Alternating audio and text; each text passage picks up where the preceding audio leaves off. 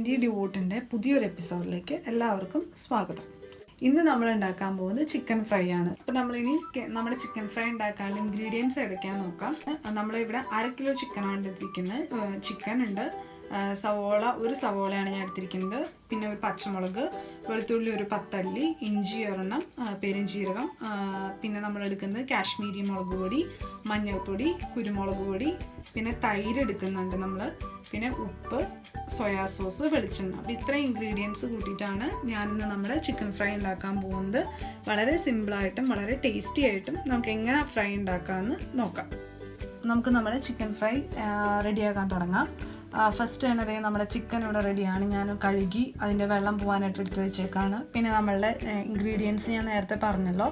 അപ്പോൾ അതിനകത്ത് നമ്മുടെ സവോളയൊക്കെ ചെറുതായിട്ട് അരിഞ്ഞു വെച്ചിട്ടുണ്ട്, നമ്മുടെ വെളുത്തുള്ളി എല്ലാം തുണ്ട് കളഞ്ഞ് വെച്ചിട്ടുണ്ട്, ഇഞ്ചി എല്ലാം റെഡിയാക്കി വെച്ചിട്ടുണ്ട്. അപ്പോൾ ഈ പച്ചമുളകും വെളുത്തുള്ളിയും സവോളയും ഇഞ്ചിയും പെരുംജീരകം കൂടി ഞാൻ നമ്മുടെ മിക്സിയിലൊന്ന് അരച്ചെടുക്കുകയാണ്. നമ്മൾ നന്നായിട്ട് അരച്ചെടുത്തിട്ട് വേണം നമ്മുടെ ചിക്കനിലോട്ട് ചേർക്കാനായിട്ട്.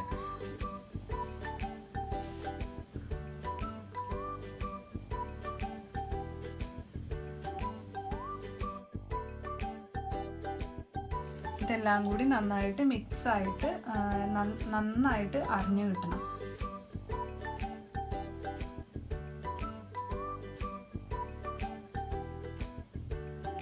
നമ്മളെ സവോളയും വെളുത്തുള്ളിയും ഇഞ്ചിയും പച്ചമുളകും എല്ലാം നമ്മൾ അരച്ചത് ഒരു പാത്രത്തിലോട്ട് മാറ്റി വെക്കുകയാണ്.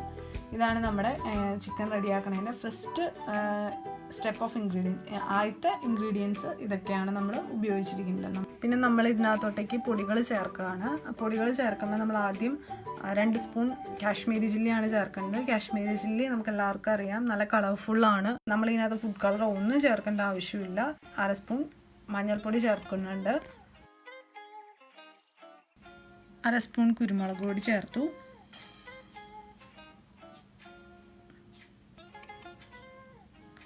പിന്നെ ഞാനൊരു 1/2 സ്പൂൺ സാദാ മുളക് പൊടി കൂടി ചേർക്കുന്നുണ്ട്. കാരണം ഞങ്ങൾ കുറച്ച് എരിവ് കൂടുതൽ ഉപയോഗിക്കുന്ന ഒരു കൂട്ടരായതുകൊണ്ട് തന്നെ കുറച്ചുകൂടി എരിവ് കിട്ടാൻ വേണ്ടിയിട്ട് അത് ആവശ്യമുണ്ടെങ്കിൽ മാത്രം ചേർത്താൽ മതി. അല്ലെങ്കിൽ നമ്മുടെ കാശ്മീരി മുളക് പൊടി തന്നെ മതി നമ്മുടെ ചിക്കൻ തയ്യാറാക്കാനായിട്ട്. ഇനി ഇതിനകത്തോട്ടേക്ക് ഞാനൊരു 2 സ്പൂൺ തൈര് കൂടി ഒഴിക്കുകയാണ്. തൈര് എന്തിനാണെന്ന് വെച്ചിട്ടുണ്ടെങ്കിൽ നമ്മുടെ ചിക്കൻ കുറച്ച് സോഫ്റ്റായി കിട്ടും. അതിന് വേണ്ടിയിട്ടാണ് നമ്മൾ തൈര് ഈ മിക്സിലോട്ട് ചേർക്കുന്നത്.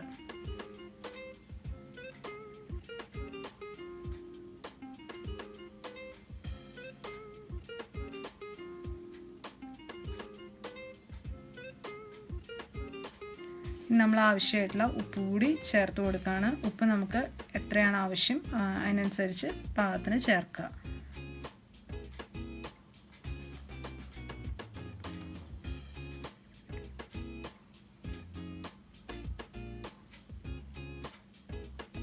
ഇനി നമ്മൾ 1 സ്പൂൺ സോയാ സോസ് കൂടി ഈ മിക്സിലോട്ട് ചേർക്കുകയാണ്.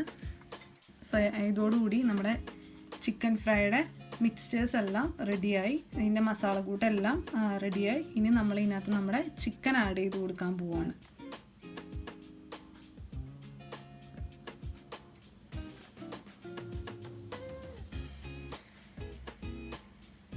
നമുക്ക് നന്നായിട്ട് ഇളക്കി നല്ല രീതിയിൽ മിക്സ് ചെയ്തെടുക്കാം.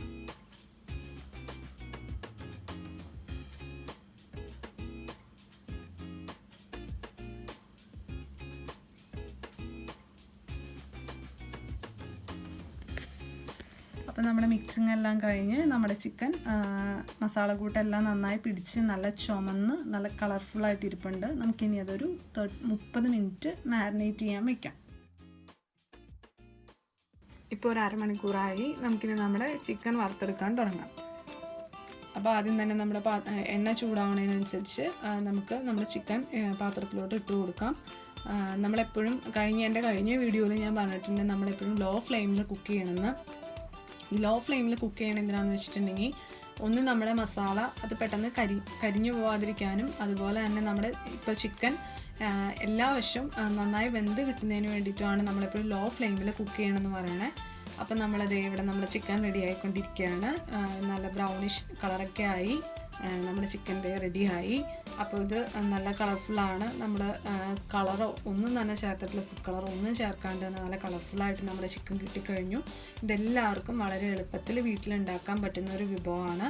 നമുക്ക് വളരെ ചിക്കൻ എല്ലാവർക്കും ഫേവറേറ്റ് ആണ്. അപ്പോൾ ആ ചിക്കൻ എങ്ങനെയെങ്കിലുമൊക്കെ നമ്മൾ ട്രൈ ചെയ്യാൻ ശ്രമിക്കും. അപ്പോൾ ഇത് ഏറ്റവും സിംപ്ലസ്റ്റ് വേ. നമ്മൾ വീഡിയോ ഇഷ്ടപ്പെട്ടെങ്കിൽ ലൈക്ക് ചെയ്യണം, ഷെയർ ചെയ്യണം, സബ്സ്ക്രൈബ് ചെയ്യണം. Thank you.